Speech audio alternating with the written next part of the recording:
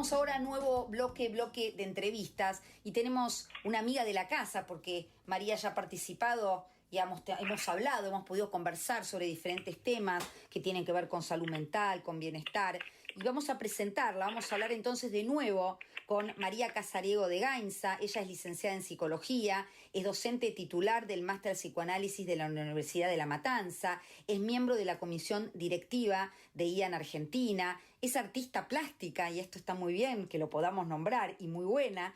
También es miembro del Consejo Directivo de AEAPG, que es la Asociación Escuela Argentina de Psicoterapia para Graduados, y fue presidenta del Congreso tanto del 2022 como del 2023, este Congreso de Psicoanálisis de esta asociación que nombramos. Se dedica al psicoanálisis y en esta historia también del Congreso se dedicó básicamente a desarrollar lo que es psicoanálisis entre historias y devenires, y también, como decimos, es miembro del Consejo Directivo de la Asociación Escuela Argentina de Psicoterapia para Graduados. Vamos a darte los buenos días. ¿Cómo estás, María? ¿Cómo te va? Hola Vanessa, un gusto estar acá. Bueno, como siempre también es un gusto para nosotros poder escucharte. Hoy elegimos un tema difícil y es un tema que merita que lo podamos hablar. Y antes de empezar, yo elegí una frase disparadora de un majestuoso, al menos para mí, Boris Cyrulnik, que empieza diciendo algo así como: nunca se consiguen liquidar los problemas, siempre queda una huella, pero podemos darle otra vida, una vida más soportable y a veces incluso hermosa y con sentido. Vamos a ver si podemos desarrollar entonces durante el día de hoy esta conversación de qué hablamos cuando hablamos de trauma. Esa sería la pregunta que empieza con esta entrevista, María.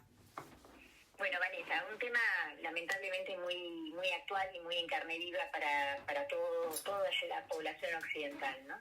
Creo que es importante entender primero que hay un acontecimiento que no es traumático en sí mismo, sino es disruptivo. O sea, un acontecimiento que de pronto sorprende a las personas, a los aparatos psíquicos, a las subjetividades, apareciendo algo que puede ser desde una bomba hasta un terremoto, hasta un robo, digamos, distintas situaciones que aparecen de golpe sin que el sujeto esté preparado para ello.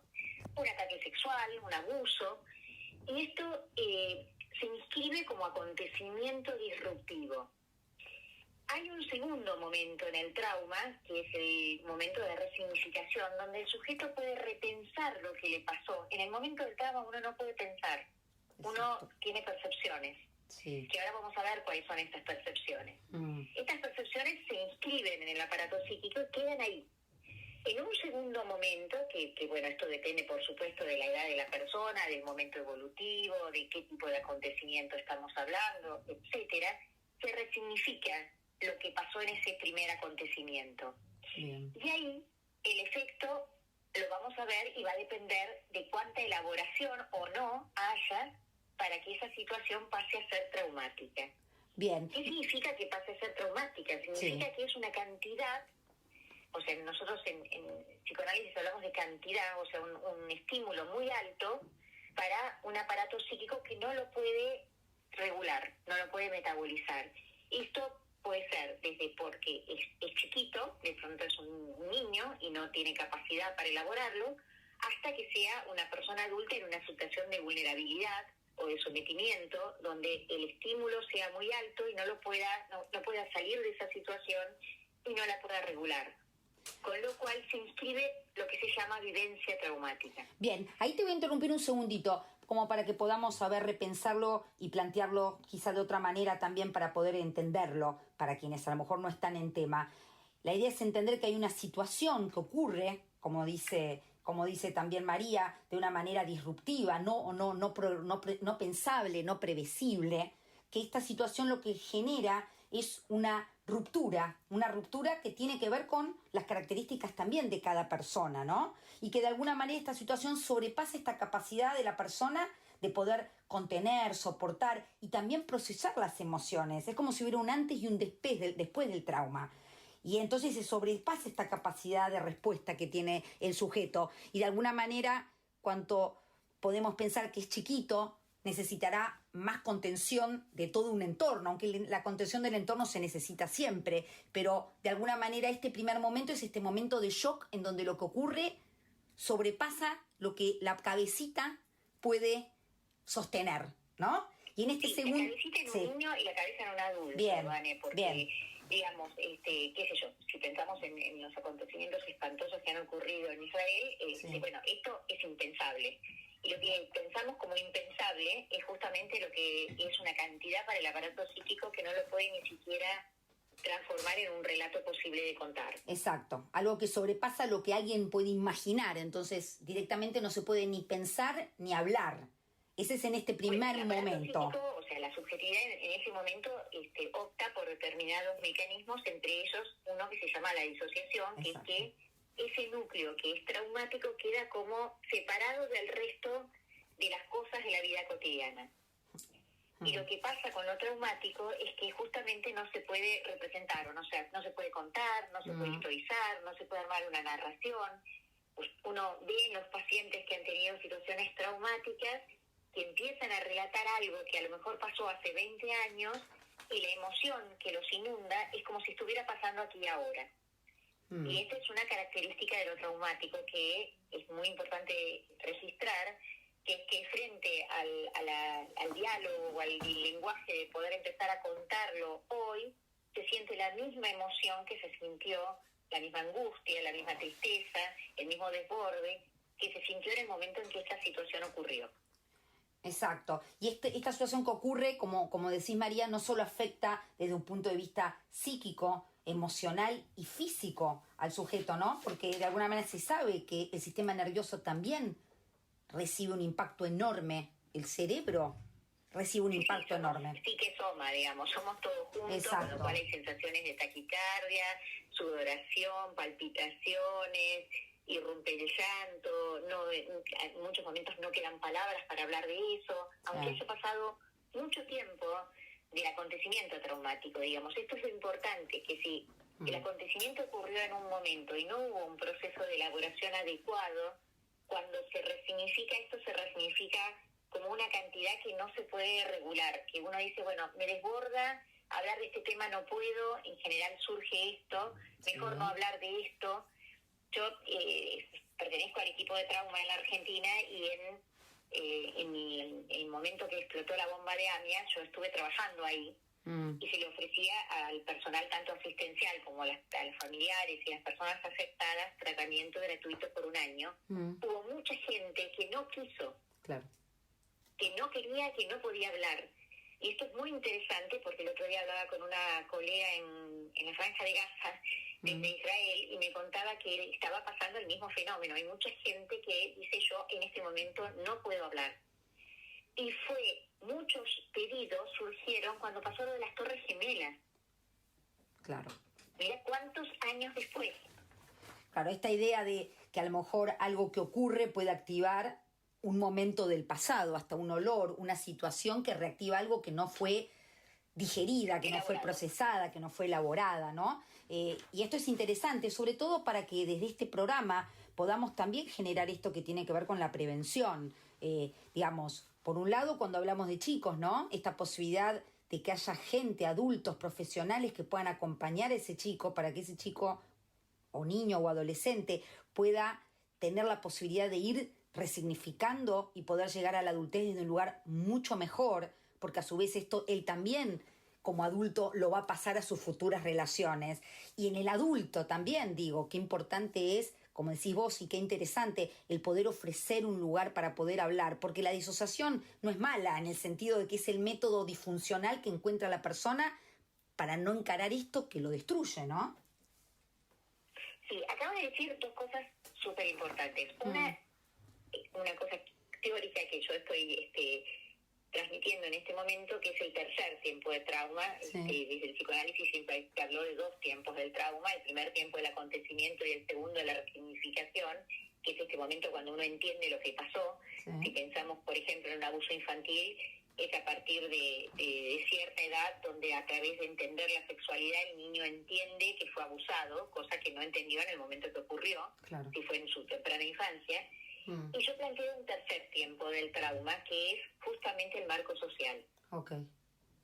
Y planteo la importancia de este marco social, que quiero poner muy el acento en todo sentido, en el marco social, que va desde lo micro, que es la familia, los afectos, hasta lo macro, lo jurídico, dándole sentido a ese dolor, a esa situación, a esa vivencia que el niño, a lo mejor ahora joven, transmite como que vivió en determinado momento, y que es importante darle lugar a eso y no desmentirlo, ¿no? Totalmente, sí, yo me acordaba de algunos escritos que he leído también sobre trauma, sobre todo, a mí me gusta mucho Boris Cyrulnik a nivel didáctico, como a lo mejor lo expresa, pero me acuerdo que en algún libro él contaba que lo que generó mayor situación traumática en la propia historia que él tuvo con respecto al Holocausto, etcétera, fue que cuando él quería contar, la gente no quería escuchar, y eso generaba mucho más dolor en él, quizá tanto dolor como lo que vivió, pero lo que no pudo ser contenido cuando quiso buscar y quiso resignificar, ¿no?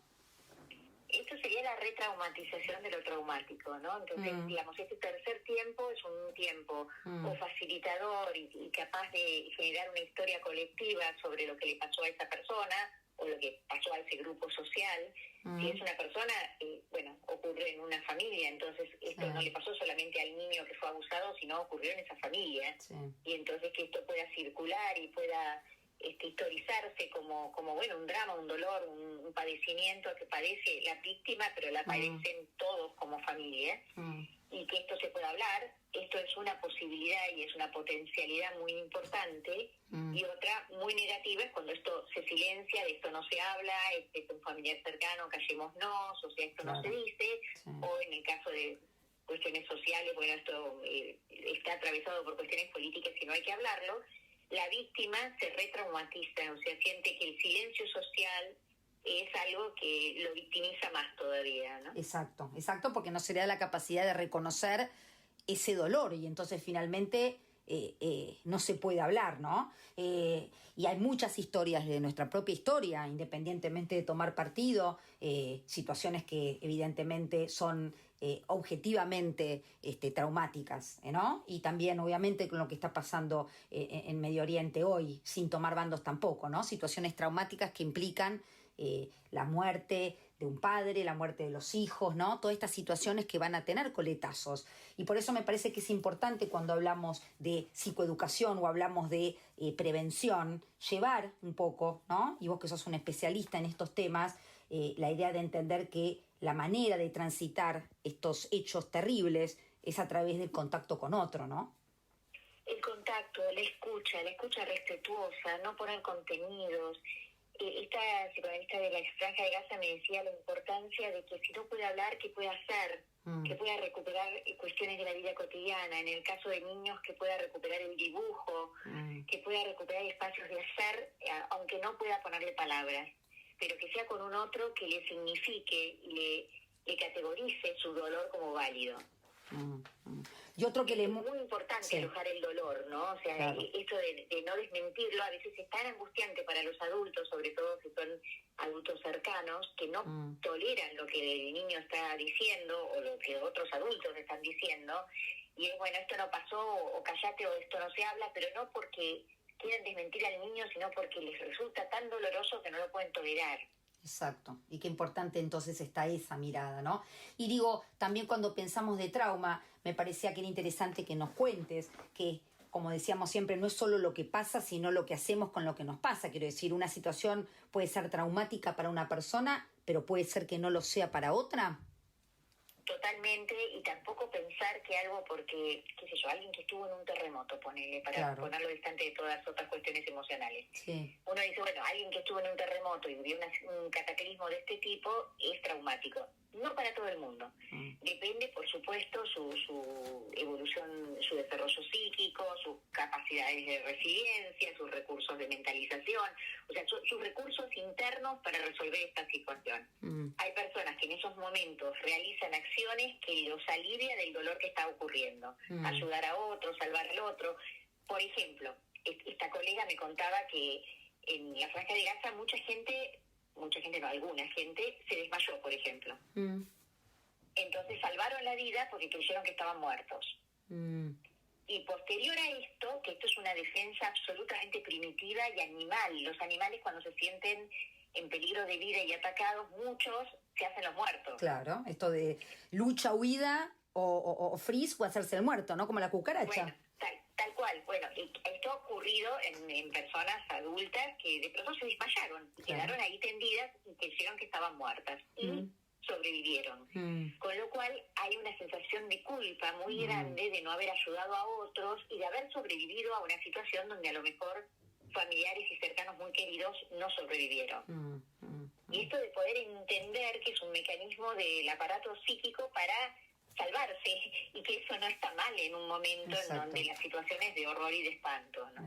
Exacto. Sí, como también hablábamos de otro mecanismo como la disociación, es decir, después tiene sus coletazos, pero el momento en que está ocurriendo es lo que a uno le permite actuar en frío, porque está disociado, ¿no? Desde la gente que lo... Es importante que haya un otro, psicoanalista, grupos sociales, muchos de los grupos que se arman de autoayuda en relación a estas situaciones, que le pueda decir al otro, mira, esto es lógico, es razonable, o sea, lo saque de la situación de culpa, porque si no, se resignifica la situación traumática, ¿sí? Exacto. ¿Y qué pasa con esto que hablamos de estos traumas con la letra T chiquita? Para explicarlo, estos traumas que no son estos traumas de una guerra, una violación o situaciones que objetivamente pueden ser motivo de trauma, aunque no necesariamente lo son. ¿Qué pasa con esos hechos que quizá no son traumáticos desde la afuera, pero que este efecto goteo puede generar este trauma? Mira, esto se llama microtraumas o trauma acumulativo, que así lo nombra Mazurkán, que son situaciones pequeñas que van como rebalsando un vaso, ¿no? Entonces de pronto ocurre una situación que para el mundo entero es una pavada y se desborda el aparato psíquico en un ataque total y es porque esa persona no da más. O sea, los microtraumas son... Tengo un colega con el que escribimos un artículo que se llamaba Catastrofía, ¿no? La catástrofe de la vida cotidiana. Esas pequeñas cositas que hoy en la Argentina, por ejemplo, somos casi, te diría, especialistas en el tema, ¿no? En donde pasan, no una cosa, 100 cosas pequeñas que en sí misma uno diría, bueno, ninguna es significativa, pero las 100 juntas es un montón. Claro. Entonces produce una irritación, una vulnerabilidad, un estado de emocionalidad en donde se da ansiedad, ataques de pánico, sensibilidad absoluta, de pronto situaciones de violencia en el ambiente microfamiliar que no se hubieran dado en otras situaciones y que tienen que ver con personas que están como en carne viva recibiendo un montón de microestímulos pero permanentemente. Y con esto, que decía algo que me parece muy importante hoy en día, y justamente en una de las instituciones en la que estoy se hizo un posteo sobre esto, que es cuidar a los niños en este momento tan vulnerable de la Argentina del mensaje de odio, ¿no? Que creo que es muy importante. Cuidar a los niños de los discursos, de las discusiones familiares, de la televisión, digamos, de las redes, de este discurso donde el tono está muy, muy, muy elevado y se naturaliza una violencia que no está nada buena y que los niños lo reciben como no sé qué está pasando, pero está pasando algo muy malo, ¿no? Sí, y es importante, me gustaría esto que lo recalquemos, porque es tan importante cuidar estas infancias en relación a los adultos, que también es importante cuidarlos, pero qué pasa en este proceso de este niño que está aún en formación psíquica y cómo la intervención temprana puede resultar todavía mucho mejor a nivel pronóstico que ya un adulto, ¿no? Sí, sobre todo esta cosa que uno escucha muchas veces en padres que te dicen, bueno, estaba ahí jugando pero no estaba escuchando, ¿no? Y un niño está escuchando todo el tiempo. Es una especie de esponja viviente frente a todos los estímulos que hay alrededor. Puede parecer muy abstracto jugando con algún juguete o haciendo alguna historia, pero está escuchando desde la televisión hasta los comentarios de la familia, hasta las discusiones familiares, o los contratiempos y los estados emocionales que pueden cambiar. Todo esto lo registra de una manera muy primitiva, que es corporalmente. Exacto. Con lo cual va a sentir sensaciones corporales, le va a costar dormir, va a tener ansiedad, va a necesitar estar cerca de los padres porque está asustado, entonces de alguna manera no va a querer irse a dormir o va a presentar problemas en la noche frente a la angustia de estar solo. Son síntomas que nos están indicando el estado de ansiedad en el que ese niño fue a su momento de relax, ponele, ¿no? Para darte un ejemplo. Sí.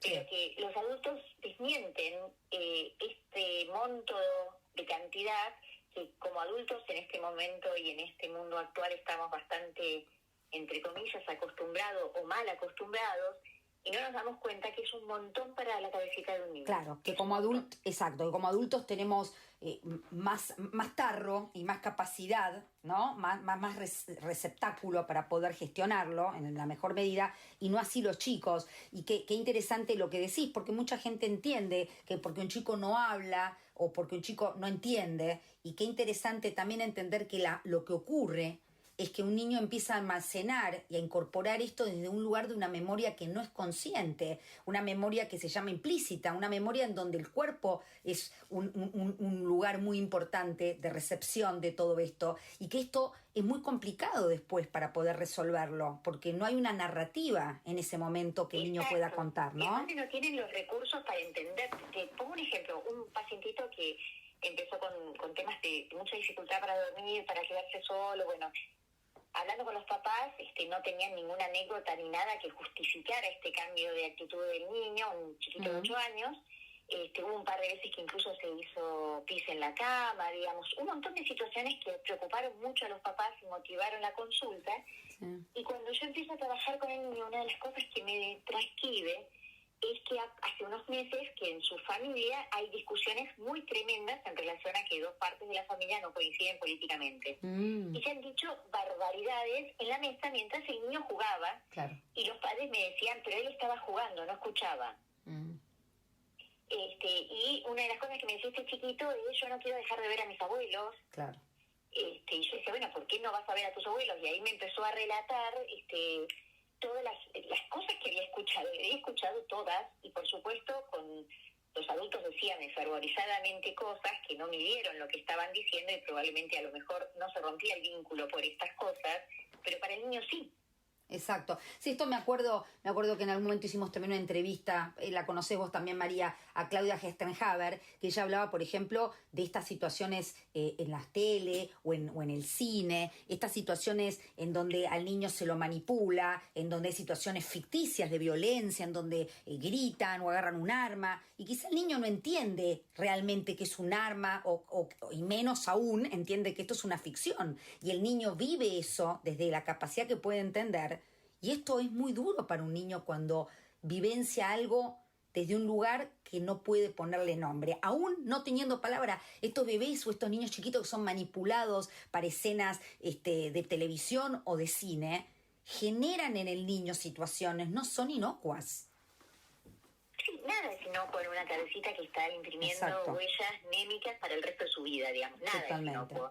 El asunto es que pueda ir armando una historia con eso. Creo que ahora con todo lo que pasó tremendamente en la Franja de Gaza, hubo frases que dijeron los adultos que no. Yo tuve pacientitos que me preguntaron qué quiere decapiten a un niño, por ejemplo. Totalmente, María, totalmente. Y es tremendo, sí. ¿Entendés? O sea, ¿qué le decís a un chico de 6 años que me dice, María, qué quiere decapiten a un niño? Exacto, y mismo niños más grandes, de 8, 10, 12, el otro día hablábamos también qué importante con todos estos eventos que están ocurriendo, que son eventos y hoy con las redes, que los niños tienen acceso, los adolescentes chicos, cómo esto tiene que haber espacios de reflexión en el colegio, espacios de reflexión en las casas, porque esto genera un montón de fantasías frente a situaciones Totalmente. Que son impensadas para el adulto, imagínense para los niños, ¿no? Y retomo un poco esto último que dijiste en algún momento y me parece interesante, cuando hablamos de cómo rescata, cómo permite la resignificación, lo vincular, para poder también ligarlo un poco con todo lo que venimos hablando sobre el apego, ¿no? Esto de los vínculos y hablar de la resiliencia, desde no solo lo vincular que permite que por ejemplo, niño viva la situación con más recursos y fortalezas, aunque le afecte poder salir desde la resiliencia mejor porque tiene una base de seguridad, ¿sí? Hasta también ayudarlo a sobrepasar esto que hablamos de la resiliencia, ¿no? Que la importancia de lo vincular, que nos cuentes un poco de eso. Sí, lo vincular, no solo de los vínculos más cercanos, sino de lo vincular social. Sí. Hay una autora que es Piera Blanier que habla del contrato narcisista, que es el contrato que hacen los padres con la cultura a la que pertenecen, ¿no? Entonces, esto de pensar que hay un contexto grupal que acompaña la educación del niño más allá de la mamá, papá, abuelos, que es de la escuela, que es el club, que es el contexto social en donde ese niño está insertado, ¿no? Mm-hmm. Entonces, lo importante que es que, digamos, frente a situaciones dolorosas, le resignifiquen esto diciéndole, bueno, esto sí te pasó, ahora hablemos de cómo, cuándo, de qué manera, pero no desmentir que esto ocurrió, que está el niño exagerando, o que seguramente está inventando, porque esto lo único que hace es obturar la capacidad del niño, sobre todo en situaciones de abuso, etcétera, para poder seguir hablando. Otra de las cosas que es muy importante es que los padres puedan en esos momentos controlar la bronca, el enojo y el miedo. Muchas veces un niño empieza a relatar alguna historia que ha vivido de abuso, por ejemplo, y los padres se enfurecen o empiezan a indagarlo de una manera intrusiva, con lo cual el niño se asusta frente al enojo del padre frente al abusador, digamos, y muchas veces este abusador es alguien cercano a la familia, con lo cual inmediatamente tratan de evitar que esto escale a situaciones más complejas, entonces empiezan a decir que no es tan verdad, que a lo mejor no fue tanto, o sea, empiezan a cambiar la historia para que ese adulto para ellos importante que está enojado no se enoje con ese otro adulto importante que es el abusador, ¿no? Sí, y terminan cuidando a ese adulto en lugar de recibir el cuidado que necesitan y la regulación que necesitan. Terminan intentar regular al adulto en lugar de encontrar el espacio de regulación que es lo que necesita el niño, ¿no? Totalmente, y aparte en esta regulación se cambian la historia o se llaman a silencio, ¿no? Claro, sí. Generando un efecto totalmente contraproducente, más allá de lo que después uno pueda decidir o no hacer legalmente con el abusador. Lo importante es que el niño pueda hablar de lo que le pasó y pueda ser digamos, escuchado y respetado en lo que le pasó y explicándole que no tuvo nada que ver con eso que le pasó, ¿no? Sí, y por eso digo qué importante el pre y el post, ¿no? A nivel vincular. Me hablo lo vincular, yo me lo refiero quizá a este núcleo muy chiquitito primario. El pre, en de crear un niño seguro, que no solo pueda pedir ayuda en el caso que lo necesite, sino que si ha vivido una situación dura, tiene un margen de seguridad que puede, de alguna manera, vivir eso con más herramientas, ¿no? Y saber también como papás que, bueno, obviamente cualquier niño está expuesto a una situación de este tipo y esto no transforma a los papás en malos papás porque lo descuidaron, ¿no? Bien. Esto me parece que es muy importante porque a veces esto interpela a los padres de ¿qué no hice yo? Y no, a veces no hay nada que no hiciste y ocurrió igual y lo importante es contener ese momento, ¿no? Exacto, el post, ¿no? El qué hacer después con ese niño que está mal y cómo podemos habilitarlo y cómo podemos ayudar a que pueda transitar esto de mejor manera. Y para ir terminando, María, nos has ilustrado enormemente con tus situaciones y tus casos prácticos. De alguna manera, de tu propia historia y tu propia experiencia, has visto cómo el trauma puede ser vivenciado y superado. ¿Es así? Absolutamente, y bueno, creo, mira, te había dicho antes de que tenía un pequeño relato que había presentado en un taller clínico el otro día, de una paciente mía que justamente fue una paciente que traté en el dispositivo de AMIA. AMIA es una institución judía que explotó una bomba, esto es claro para la gente que a lo mejor no lo sabe. Sí. Y esta chiquita estuvo en la explosión y fue compulsivamente cuando se enteró de la explosión a ayudar. Y nadie registró que era una nena. Entonces estuvo en la situación de movilización de escombros y todo lo que te puedas llegar a imaginar de esa movilización, o sea, a merced del horror, durante todo el día. Recién a la noche, muy tarde, alguien registró que era una niña. Una niña en ese momento, ¿qué edad tendría? Estamos hablando del atentado, claro, a la AMIA en el 94, la AMIA de esta Asociación Mutuaria Israelita Argentina, un atentado que ocurrió acá en la Argentina. Claro, una niña de 15 años. Claro, que te imaginas que no podía estar ahí socorriendo y trabajando con los voluntarios y con los bomberos como adulta, de ninguna manera, y las escenas del primer momento realmente fueron terroríficas. Sí, ni física ni psíquicamente presente, ¿no? De ninguna manera, pero bueno, se registraron que era una niña, obviamente en medio del caos, a las 11:30 de la noche. Y bueno, ella comenzó un tratamiento y al principio no podía ni hablar, ni podía escribir nada de lo que había visto. Es un efecto muy interesante que la memoria visual es la primera que se pierde, la auditiva es la segunda y la olfativa la última.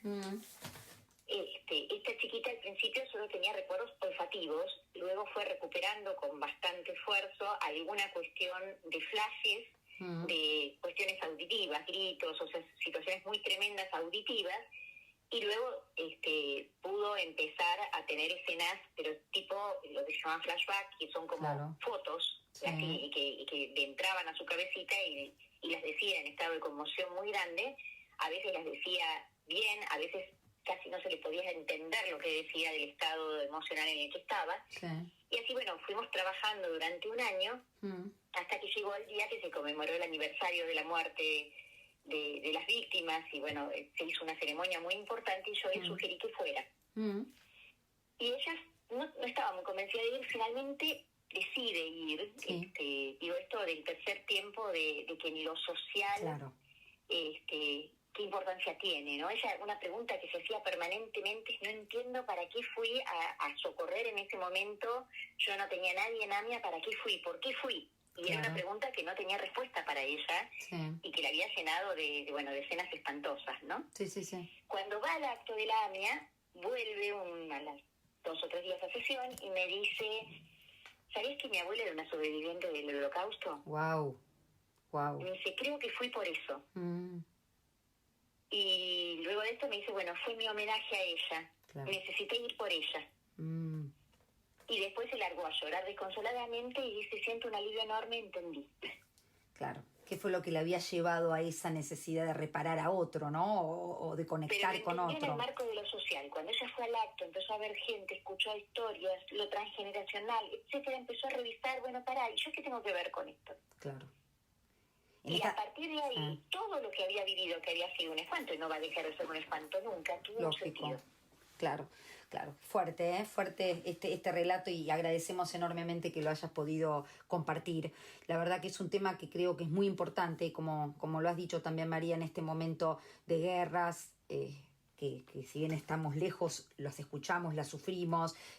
Algunas personas hasta tienen gente que vive, por ejemplo, en Oriente o en Medio Oriente, o como seres humanos las padecemos cuando escuchamos los horrores a nivel seres humanos explícitamente, ¿no? Y también, como decís vos, también la situación violenta y de situación de crisis en la que estamos aquí en Argentina. Qué interesante hablar de este tema. Vamos a agradecerte enormemente esta participación, como siempre, tan didáctica y tan interesante tenerte junta en este programa.